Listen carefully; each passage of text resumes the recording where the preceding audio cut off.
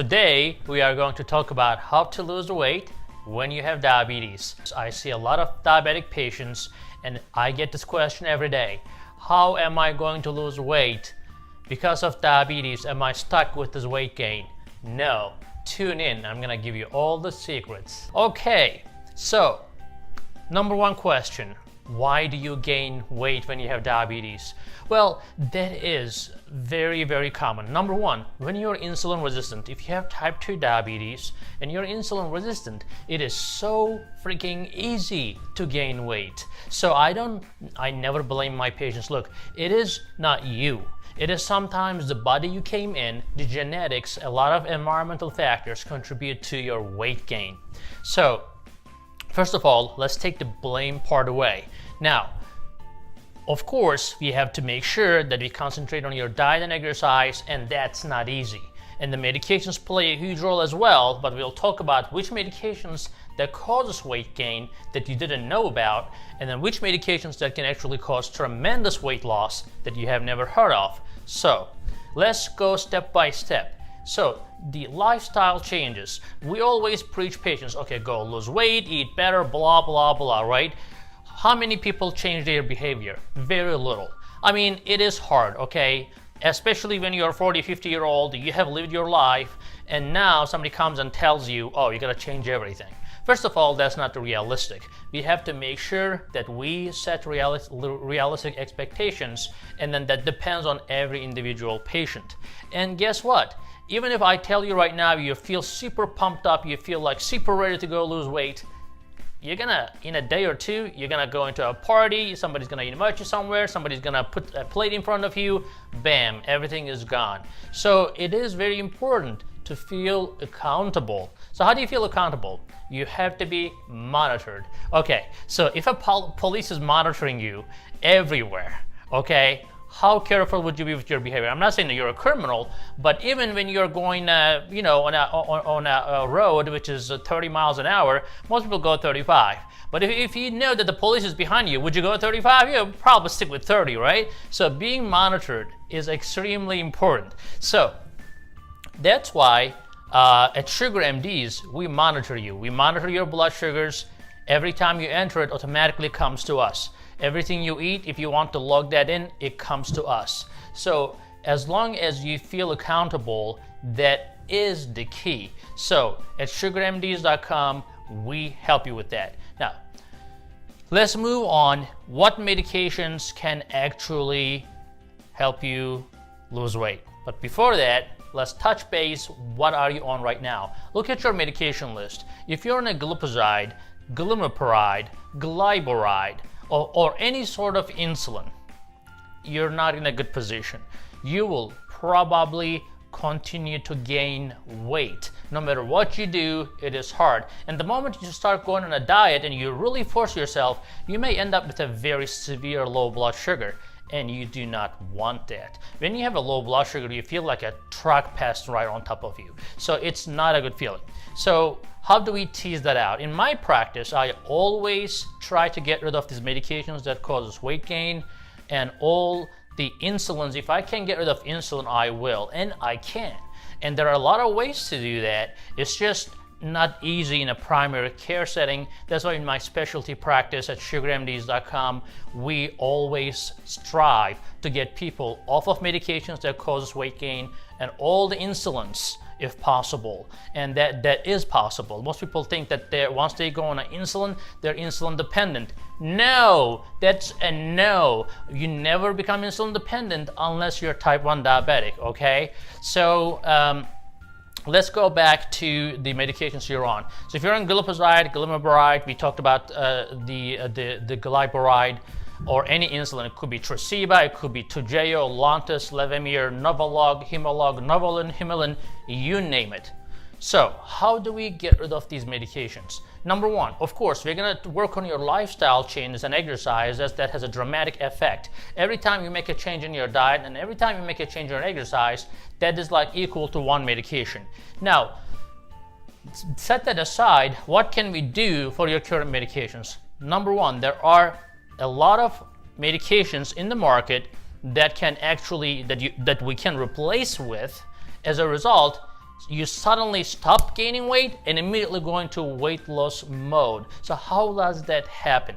Now, there are two classes of agents in the market. Number one is a GLP-1 agonist, and the number two is SGLT2 inhibitors. Now, not everybody is a great candidate for it. So after listening to this video, don't just go to your doctor and say, oh, give me this, give me that. First of all, doctors don't like that. And number two, your doctor may not be comfortable with it. The best medication in the market right now, best medications I would say, because I'm not siding with any medications or any company or brand. Ozempic is number one in weight loss, and then Trulicity is there as well, and then you have Victoza, you have Bydureon. All these agents help tremendously, and we'll talk about how do they help. And these are called GLP-1 class. They are intestinal hormone agonists. So why intestinal hormones are so important, we'll touch base in a second. And the second part is SGLT2 inhibitors. These are the medications that allow your kidney to excrete excessive sugar in your system. And these are called Invokana, Jardiance, Farxiga, Steglatro. Okay, so again, let's go back to how they work and why they're important. Now, when you have diabetes, your gastrointestinal system unfortunately does not produce enough gastrointestinal hormone. So, as you know, your body communicates, the different organs communicate through hormones. That's the only communication system. So, when you eat normally, your stomach and your intestinal system is supposed to make an intestinal hormone to alert your pancreas, which is the insulin producing organ, to make enough insulin. Now, in diabetes, that's not really happening efficiently. So as a result, we give these medications and suddenly your body makes the insulin within you, and as a result, you do not have to take insulin. So insulin is only given only as much as you need, right?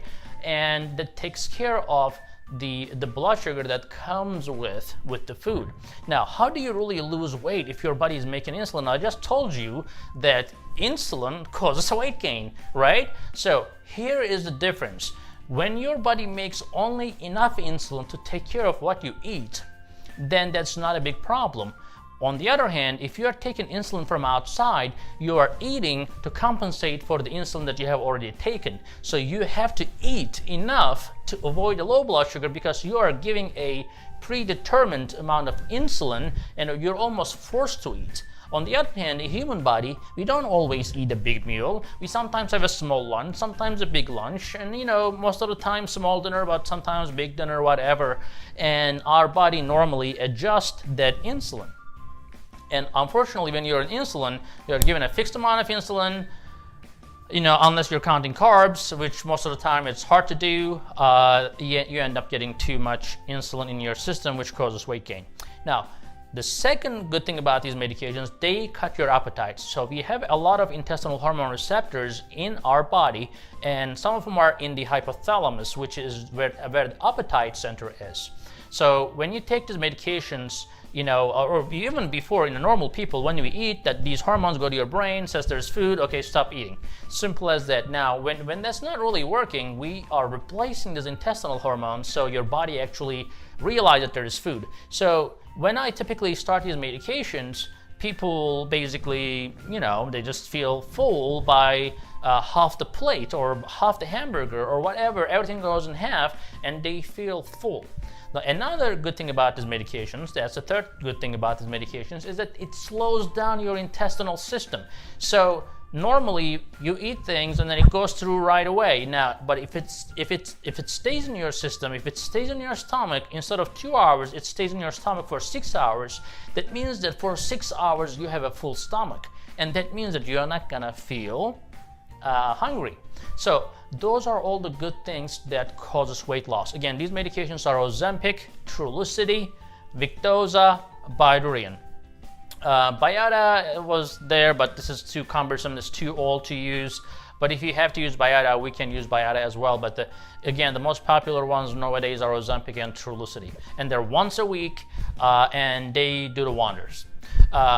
Okay, so the next class of agents are SGLT2 inhibitors, and as we discussed, these are Jardiance, Steglatro, Invokana, and Farxiga. Now, these agents basically they allow your kidney to excrete blood sugar. So normally your kidneys do not want to let the sugars go. Okay, so normally our body tries to save everything. So if you're in a very food deprived area, you don't want to lose anything, right? So our body is designed to save everything. So your kidney will not let sugar go unless you're 220 or 250 in blood sugars, which is too high to begin with. So that's why you will lose weight. If your blood sugars are running 300, 400 all the time, you may lose weight just because your blood sugars are running so high and kidney will start spilling it out after 250. So just because you're losing weight without medications and you have diabetes, that's not a good thing. We call that a wasting because, you know, your body is losing so much sugar, you end up, destroying all your protein and fat as well. However, with these medications in a controllable fashion, when your blood sugars are going about 100, in normal circumstances, you wouldn't urinate that blood sugar. However, on these medications, you know, let's say I brought your blood sugar down to 200, but then you need a little bit more effort to bring the blood sugars down. Now, we can put insulin on and bring your blood sugar down, but then the insulin packs the glucose into fat cells and causes weight gain. On the other hand, we can actually give you these medications, and then what happens mechanically is that this blood sugar is filtered through the kidneys and are not reabsorbed. As a result, you pass all the sugar into the toilet. So you can lose 300 calories almost every day. So that's a lot of calories. So a lot of people, for example, overestimate actually how much exercise they do. They go to the gym and they walk like half an hour or for an hour. They just walk. It's not like running or sprinting, and they think that they have lost 500 calories. That's not true. They're probably losing 100, 150 calories. And if they're losing 300 calories an hour, they're doing pretty good. Now think about this. These medications are making you lose 300 calories just by going to the restroom. Now, of course, you need to be drinking more water because the sugar is going to absorb your water as well. So you're going to be going to the restroom more often. So you need to stay hydrated.